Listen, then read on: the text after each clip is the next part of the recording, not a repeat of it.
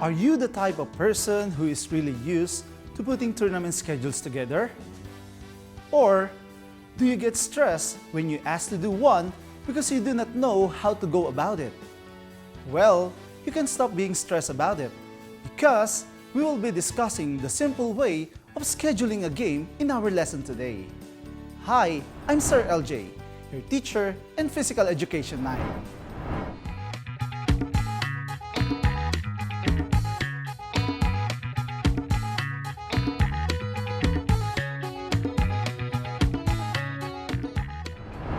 In the last episode, we discussed the qualities of a sports official and the ethics and guidelines of being an excellent sports official. This time, we will be jumping to a total different topic, but it is still very relevant to the way we play sports. And what is it? It is about the two common tournament formats that we can use when we play our games. Are you ready? Great! But before that, let's play another type of game. Let's play a word puzzle and guess the word with the picture as clues and try to guess it for 5 seconds. Are you ready? Great! Number 1.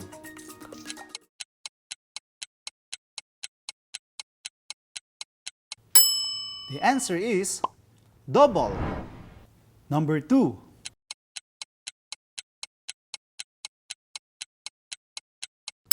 The answer is single. Number 3.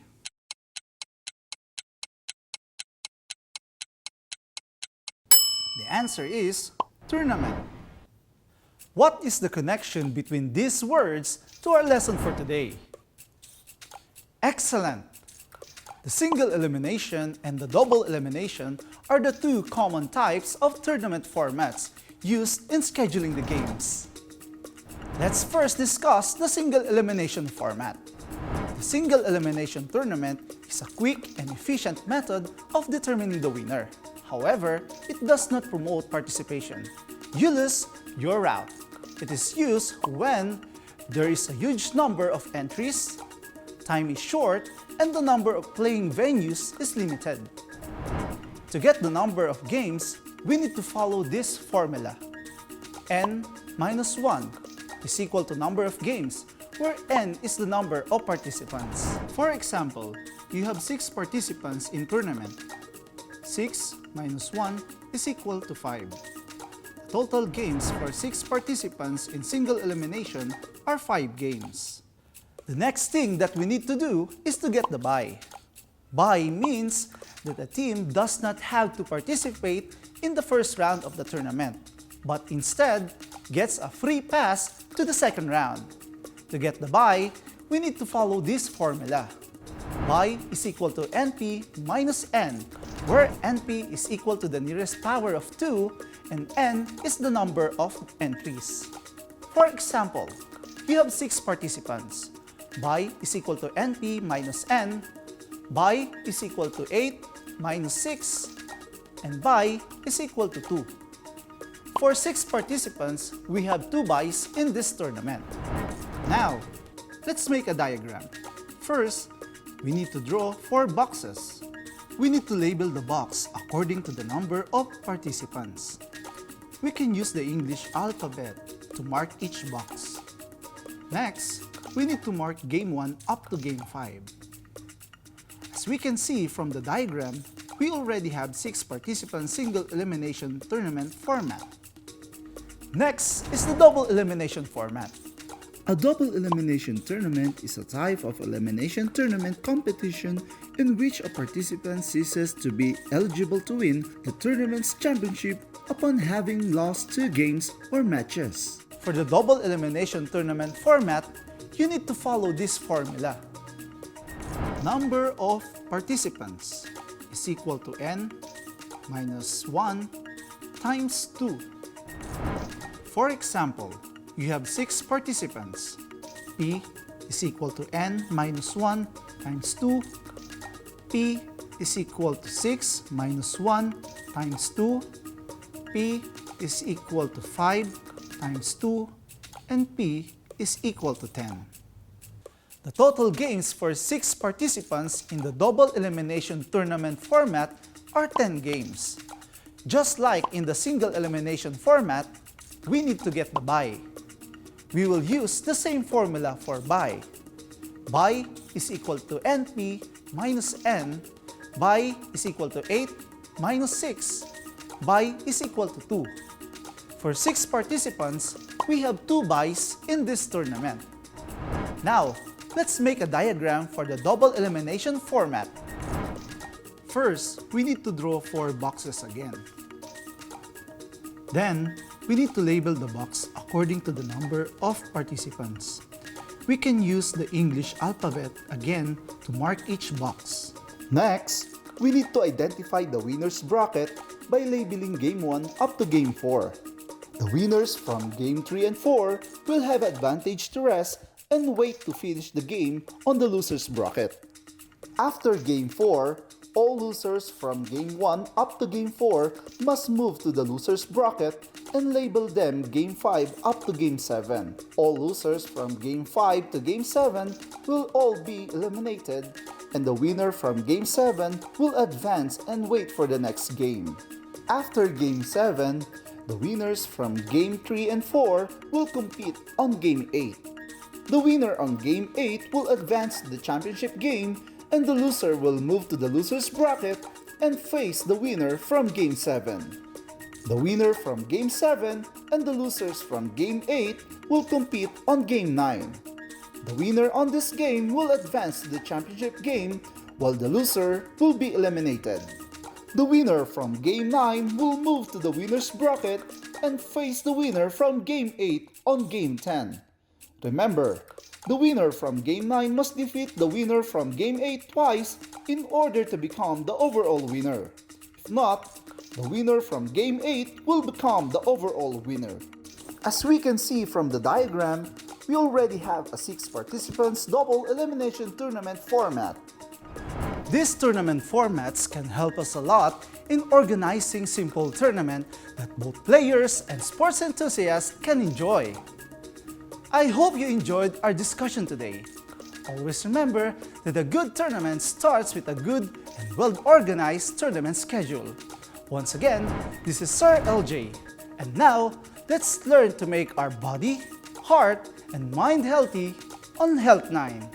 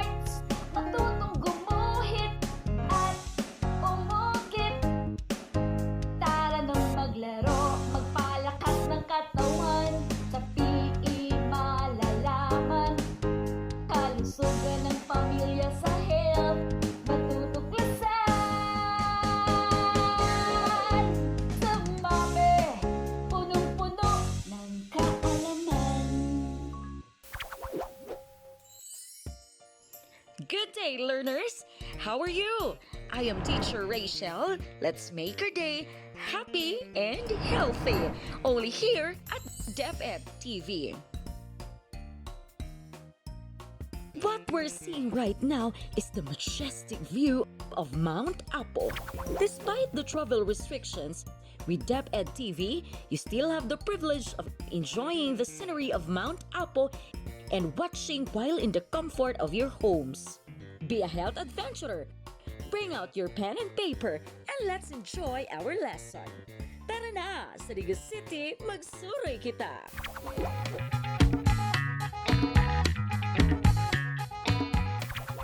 Last episode, we learned how a healthy community and healthy environment affects our human body. Teacher Tony also enumerated the environment villains or the threats that are damaging our environment. In this episode, we will discover the ways to prevent and manage environmental issues. Are you excited? That's great! We are here now in Barangay Kapatagan, Digos City, where the majestic view of Mount Apo is perfectly visible. Let us witness how pleasing to our eyes is. Truly, the ambience here is perfect for relaxation. It is the best tourist spot in the city. Did you know that Mount Apo is also known as Apo Sandawa? Apo Sandawa means grandfather or master in the local dialect. It is the highest mountain in the Philippines and is located in South-Central Mindanao. It has no recorded eruptions, but is still considered an active volcano. This mountain is absolutely one of the best tourist spots in Digos City, a crowd pleaser for its almost perfect conical shape, and it's the best physical challenge for fitness activities. Look how beautiful the environment is. With this beautiful scenery, can you imagine how the people in this community take care of their environment? As we can see, the place is rich in natural resources. People in this community try their best to make the place beautiful and clean.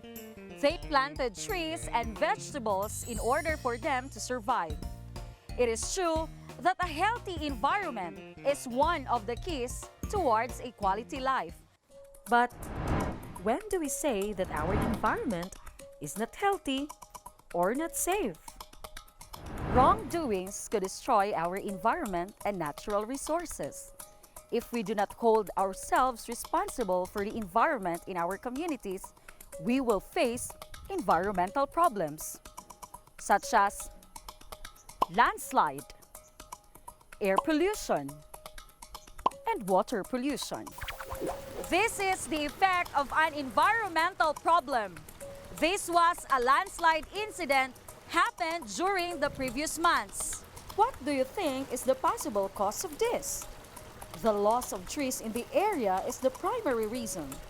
Without trees, there are no roots that hold the rainwater, which result in floods and landslides. We interact with the environment constantly. We depend on the environment for us to sustain life. Therefore, we have to take care of our environment. Cutting of trees is one of the human activities that cause the destruction of our environment. Let us remember that it is our responsibility to act responsibly in taking care of the environment. For every problem, there is always a solution. Let me show you some examples of the environmental problems that we are facing today and the possible actions that we can start doing to resolve them. These are the main environmental issues or problems. Polluted air from vehicles. Solution: you have to hike or ride bicycles more instead of riding in vehicles. This is to reduce emission of greenhouse gases, which destroys our environment. Improper solid waste disposal. Solution: throw your garbage properly. Throw your garbage in trash bins with proper segregation of biodegradable and non-biodegradable materials. Reuse or recycle non-biodegradable materials instead of throwing them. Landslides. Solution: avoid excessive cutting of trees. Participate in environmentally friendly activities like tree planting. Soil erosion. Restriction of land development must be imposed. Spread of pandemic diseases or illnesses of COVID-19. Solution: observe social distancing. Frequent and proper hand washing.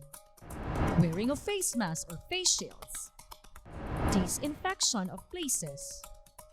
Avoid unnecessary trips. Stay at home and be safe. Now that you already have ideas on how to prevent environmental issues, let us do a quick test. Choose a happy emoji if the action protects our environment and a sad emoji if it destroys our environment. I will give you 5 seconds to answer each item. Bird hunting by shooting them.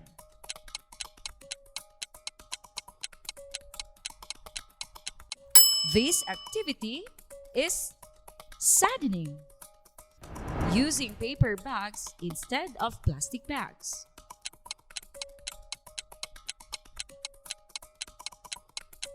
This is a good habit.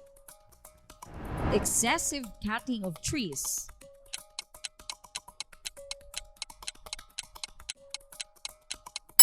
It destroys our environment and we will also suffer afterwards. Fishing using dynamite.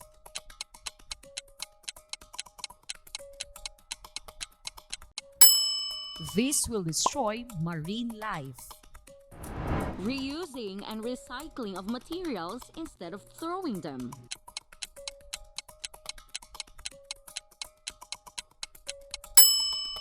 This is a helpful action. Illegal land mining.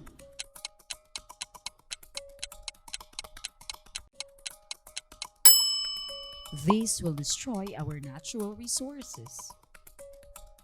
Turning off the faucets and lights after using them.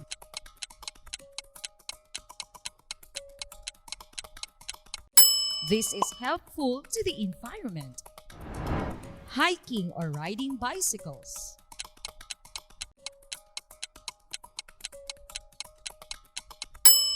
It will help to achieve cleaner air. Segregation of garbage.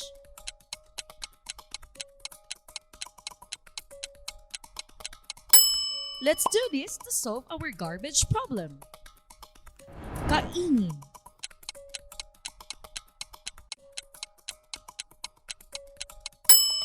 These can destroy our forest. Alright learners, in your next activity, I have here a set of pictures and you have to move or act, check using your arms if you think the picture is one of the ways on how to manage environmental issues. Then X if it does not. I'll give you 5 seconds to answer every picture. Let's start! A person who walks and rides a bike.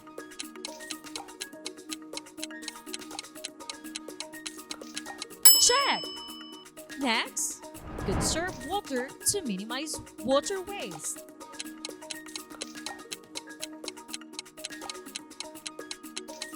Check! Throwing of garbage or trash anywhere.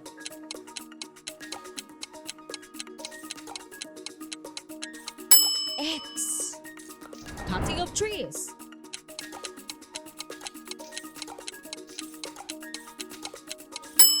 X. And wearing of face masks and face shields in this pandemic.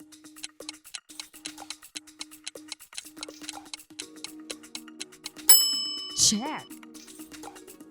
Great job, learners! I am sure that you gain a lot of knowledge on how to be a more responsible citizen in protecting our environment. Now, for your final activity, you have to reflect on the learning you gained today. Think of the issues you are facing in your community and create your own way on how you could help sustain a healthy environment in your community. Take a picture of yourself as you are doing your part to have a healthy environment. Post your pictures and put a caption, #protect and manage environmental problems. That's going to be a fun and exciting task. It's one of the best ways to protect our Mother Earth. My dear learners, as inhabitants of this planet, we should know the significance of a healthy environment as a source of good health and well-being. See you in our next episode for more adventures and healthy tips. Always remember, live healthy, act responsibly, protect your community. Learn how you will do this only here on DepEd TV. Bye!